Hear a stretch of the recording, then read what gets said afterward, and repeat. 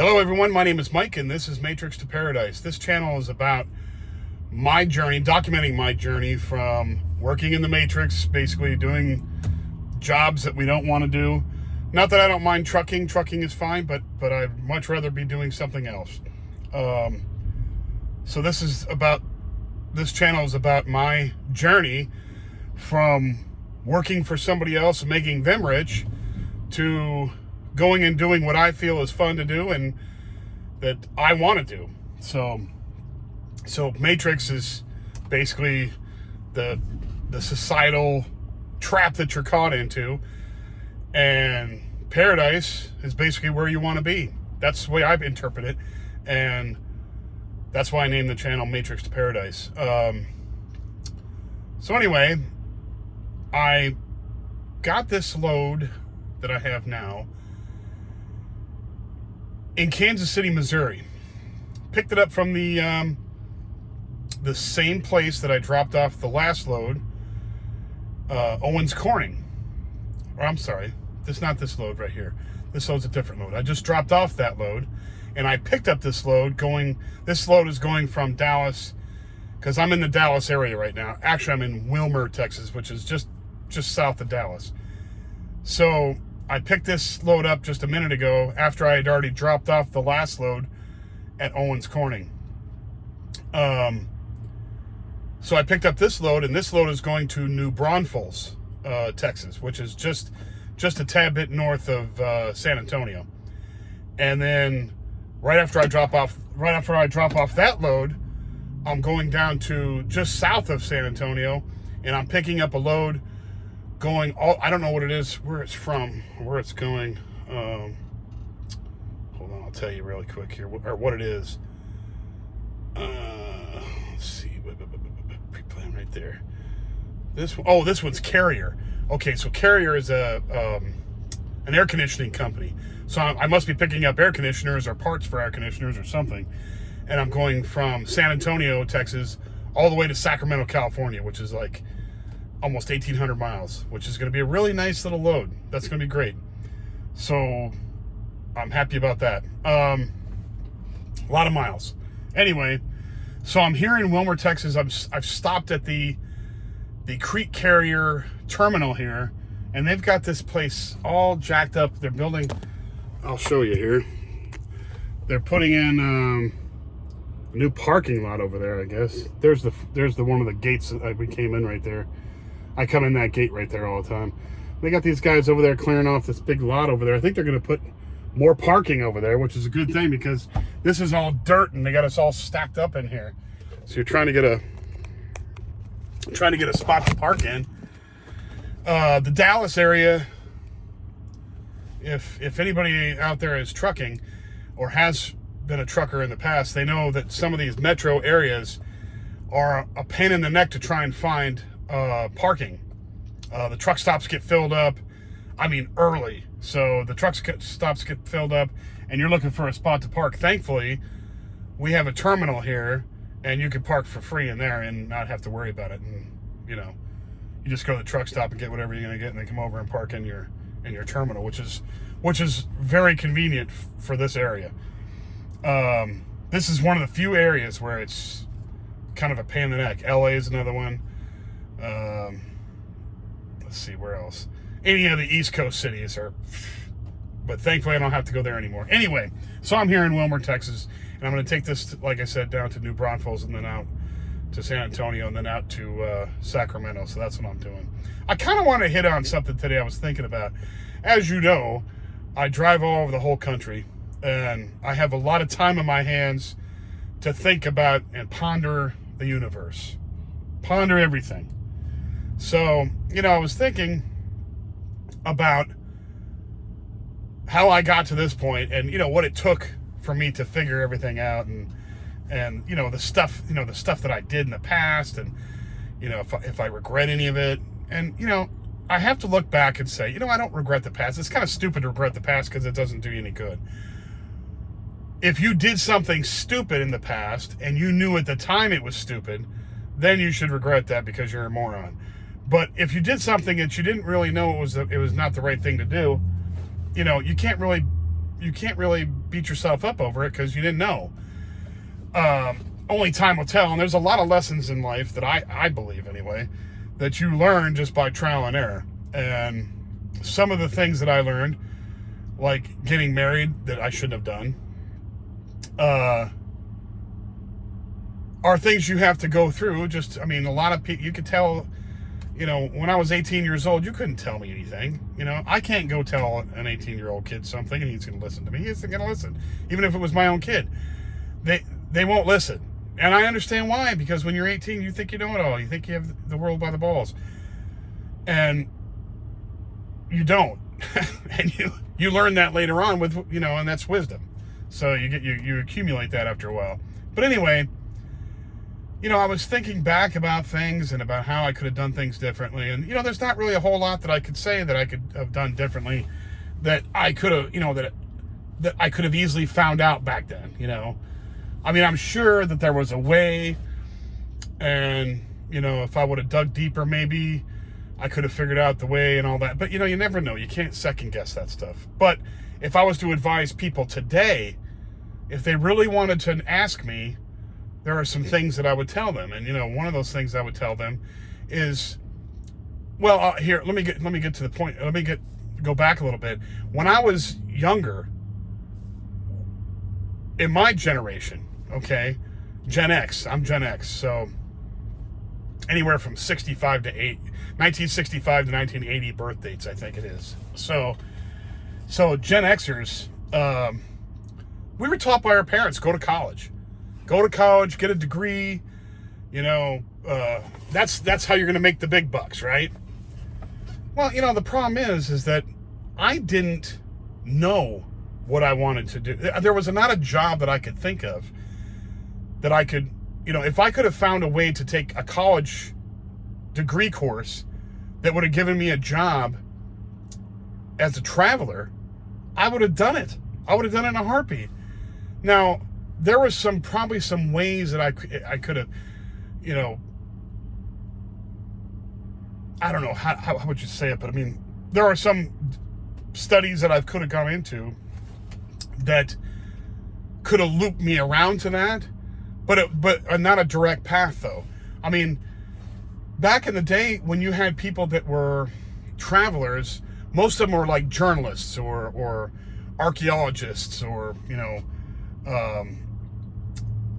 people like that, people in a profession that was traveling around to do study of what was going on the ground or research or some, any number of things like that. So if I wanted to go into journalism, I probably could have done some travel journalism and tried to get a gig with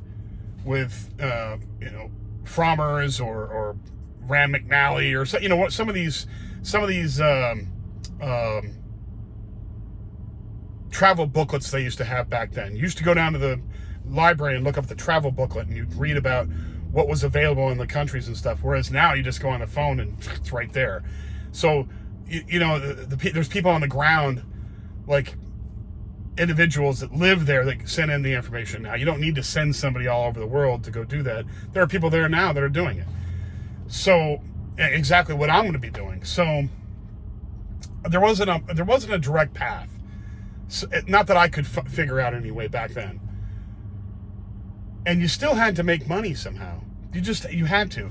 And back then, plane tickets were expensive. You didn't, they were more expensive, I think, than they are now. Or my wage wasn't high enough then to save up enough money to go travel. And I couldn't have stayed for a very long time anyway if I would have traveled. And that's not what I wanted to do. And most jobs you get, you can't just go work for 6 months and then quit for 2 months and go travel. You can't. You can't do that. You run out of jobs. You'd have to be like a waiter or waitress or something, or a bartender. Those people rotate all the time. But I knew a guy when I was married, and I was working as a casino dealer at the Frontier in Las Vegas. I was a casino dealer, and I was talking to this guy, and he was traveling. This is what he would do. He would save up his money. He was single. I was married at the time, but he was single. He would save up a bunch of money, quit his job, and go travel for 6 months or a year. And then he'd come back and keep working, or he would work for a year as a casino dealer. Now, in the casinos in Las Vegas, there's turnover all the time. They jump back and forth to casinos. So it was plausible. Casino dealing is like bartending or waitressing or whatever. It's one of those jobs you could leave and come back, and they're not going to give you the vacation time. They're not going to hold your job for you if you take off and go travel. So they don't care, and they don't care if you leave and come back. You could leave for 6 months and come back and get a job back there again if they need somebody. So it's not a big deal. They don't, but if you had something, if you have an apartment or and a lot of those guys were like, they would share apartments and stuff. They would, those guys, the ones that were in and out all the time, they would like shack up with each other and, share the expenses and stuff. And they didn't care. It's kind of like living a bachelor, frat party kind of life. So, it was cool. They were having fun and all, but I was married, so I couldn't do that. I would have, believe me, I could have. But anyway, I didn't. So, I couldn't go and do that. I couldn't figure all that stuff out. If I was going to give advice now, I would tell people coming out of high school, think about it hard about going to college. Think about it hard. Are you going to go into a field that's going to give you the best return on investment? Because you're going to sacrifice your life, of your financial life, for a lot of years by going into debt, going to college. So you better have a job when you come out, or at least a career path that's going to give you that return on investment. Because going to college now, just to go to college, is worthless. It's gonna ruin your life. You're gonna end up in debt for 30 years. It's like paying off a mortgage now. Some people are up, $100,000, $200,000 in debt, and working stupid jobs, not even in their field. So you gotta make, if you're being pushed to go to college, you gotta make that decision for yourself. Your parents aren't gonna go in debt for you. You have to, unless they've saved up a huge bunch of money for you, and they pay for it, then that's a different story. But if not, I wouldn't go anyway if I didn't have a direct purpose. If I didn't have, a clear path of what I wanted to do. Like if you've been wanting to be a doctor since you were a kid, then you have to go to college. If you wanted to be a lawyer since you were a kid, you have to go to college. Just all there is to it. Any of those professions, you have to go into there. Professionals have to go through college. Engineers, scientists, chemists, those kind of people, you have to go to college for that. If you don't have those passions, then don't go to college. It's not worth it. It's just not. It's a piece of paper. And nowadays, since so many people are going to college, it's kind of watering down the prestige of a college degree. So, and that, it doesn't necessarily make you intelligent either. Believe me, I didn't graduate college, and I have run into plenty of college graduates who are complete idiots. Believe me. So I would advise people now to go into the trades. At least, if you don't have a clear path in college that you want to go through, go into the trades. Because right now, the trades are people are begging for the trades, okay? If you're a plumber or an electrician or a carpenter or a surveyor or a heavy equipment operator, those people are making bank. $50. I think the going wage right now is $50 an hour, and they work overtime, a lot of overtime. $50. So overtime is $75 an hour. Think about that. And I think the wage is gonna keep going up. But union wage jobs are crazy freaking pay. There's some guys out there doing electrical work and plumbing work, and just labor job, just like these skill jobs, and making 150 grand a year. You open up your own business, like a plumbing business or something. Oh my God, the sky's the limit for that. You could hire people and get a business going, and the sky will be the limit. I know a guy who opened up a plumbing company. He's not a direct friend of mine. He's a friend of a friend of a friend. This guy opened up his own. He was a plumber, And he doesn't do old plumbing. He does new plumbing and new housing developments and stuff. And he opened up his own company and hired a few guys on. This guy's making $250 a year, $250,000.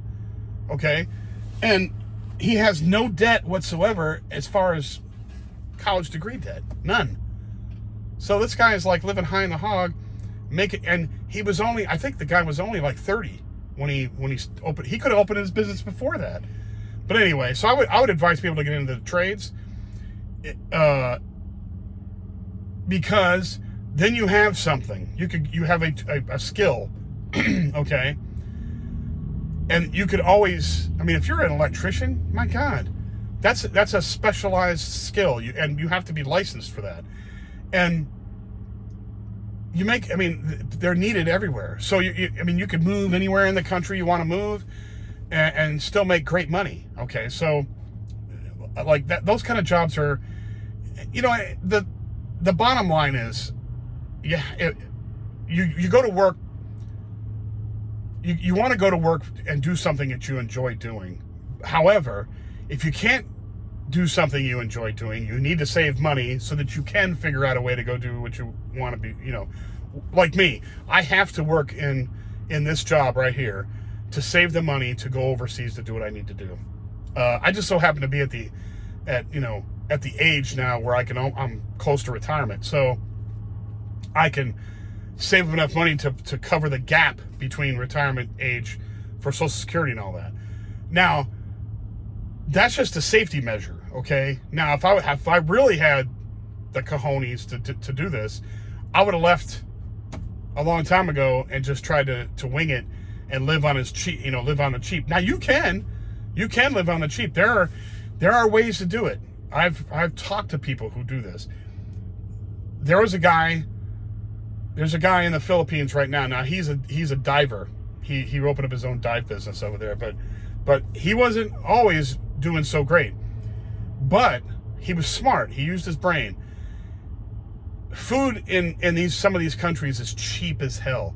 Okay, so what he would do is he would work in a hostel, okay, and get his accommodations for free.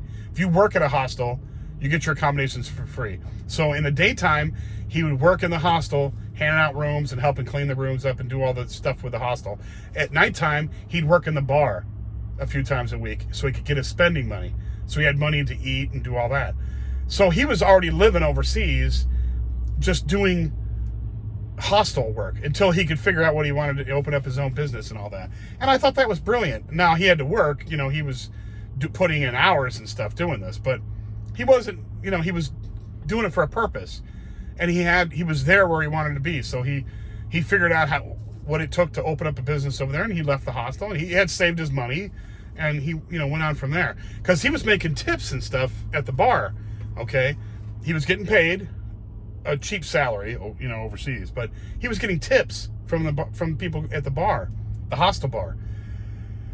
So he saved all those tips. He'd take out whatever he had, and overseas where I'm going and where he was at, he was in Phnom Penh, Cambodia. So if he was making tips from people who were staying in the hostel, who are Europeans and Americans and French and all these people, Europeans, not French or Europeans, but anyway, Europeans, Australians, and Americans and Canadians and everybody, the New Zealanders, all the people that were going in there as tourists, like these hippie backpackers would go in there and they'd spend money drinking beers and stuff and tip them. So he would get these tips, in dollars and euros and all that, which, he'd get tipped like he was over in America or in Europe somewhere. So it was great. So the tips went a long way for him, and it just worked out magically. So if I ever got into a bind over there, I'd go work in a hostel. That's what I'd do. I'd figure out a way. But I don't want to blood and guts it when I go over there. I don't want to have to rough it. I want to go over there with a nest egg, enough to cover me until Social Security happens. This is the worst case scenario, okay? So Social Security, I would get Social Security when I'm 62.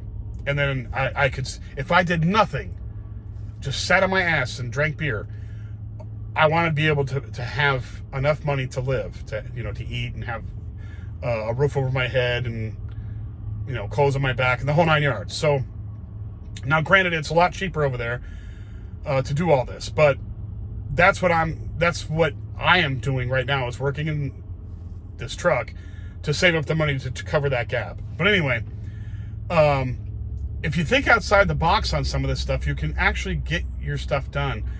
And I advise everybody I'm not just talking about going to get a job in the trades. I'm talking about figuring out a way to do what you want to do. Find your passion, find your purpose, the stuff that makes you happy in life. Figure that out and then work towards it. Figure out a way to do it and minimize working as just a drone worker bee, making somebody rich in a corporation. I mean, these corporations are making bank on us. We're slaves to the grind here, and it's just I don't want to get ground down to nothing. And I've already worked in the Matrix for 40 years, so I'm done. I'm done working in the Matrix. I want to go and retire now. And I wish I could have figured this out earlier. So that's why I'm talking about, if I was going to advise younger people, I would say, find your passion. Find what makes you happy. You know what makes you happy. So find a way to make money at it. Now, if you tell me, you want to be, you want to be a beer taster or, something silly, well, find a way. Find a way to do it. I mean, there's a lot of things that a lot of people like to do.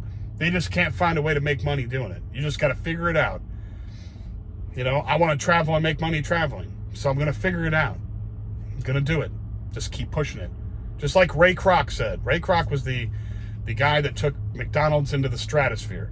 McDonald's used to be just a freaking one restaurant in Downey, California. He talked the McDonald's brothers into franchising, and then he eventually bought them out. But he's the one that made McDonald's what it is. And McDonald's lasts to this day. It's the biggest hamburger chain in the world.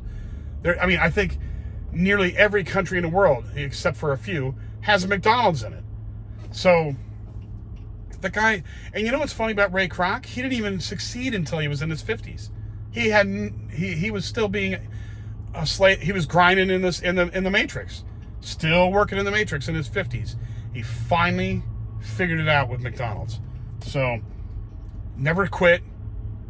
Find your passion, never quit, keep going for it, and figure out the way to get to it. That's what you got to do. Don't listen to what everybody else says. Your parents mean the best for you, but it doesn't mean they know what is best for you personally, because only you personally know what's best for you. And that's what I would tell kids. I would tell younger people to find your passion and go for it. Go for it. Be happy in life. You only live. Everybody laughs and stuff. Yeah, you're an old guy now, but that 40 years went by fast. It just goes right on by. You don't even realize how fast it goes. One day you're 25 years old. The next day you're like 35. And you're like, whoa, what happened there? Oh, at 35, I still feel good. I'm still normal. No big deal. And then all of a sudden you're 45. I still feel pretty good. I don't feel any pains or aches. And then the next thing you know, you're 55. And you're like, what the hell happened? And it just goes by so fast you don't even realize it. So, I'm sitting here at 56 years old. I still have, in my brain, I think I'm 25 years old still. But I'm not. So I got to get going. I got to get this done. And never quit, but it's never too late. It's never too late to be happy. I'll tell you that. That's what I say. It's never too late to be happy. So anyway, if you want my wisdom is, and this is from, believe me, 56 years of living, says, find your passion, go for it, never ever quit, be persistent with everything you do that's for you. Think about yourself first. And that's not being selfish. It means you need to get yourself squared away and happy before you can ever help anybody else. Just like in the airlines, when they tell you, if the plane goes, the plane's too high and you need air air the air things come down to give you oxygen masks. They always say put yours on first, then help the kids, because if you're out, then you can't help the kids. So that's what I'm saying. Make sure you're happy first before you could ever tackle anything else with anybody else. And only you know what makes you happy. So that's my wisdom for the day. I just was pondering that in my brain today, so I had to get it out. Anyway, thank you for watching my videos. Please hit the like button if you like the video. Hit the subscribe button if you like the video as well, because it really helps my algorithm. Pass it on to people who might think this content is good. And I appreciate it. Thank you very much. I will be back with you guys on Sunday, because today is Friday. So thank you very much, and I will talk to you then. Bye now.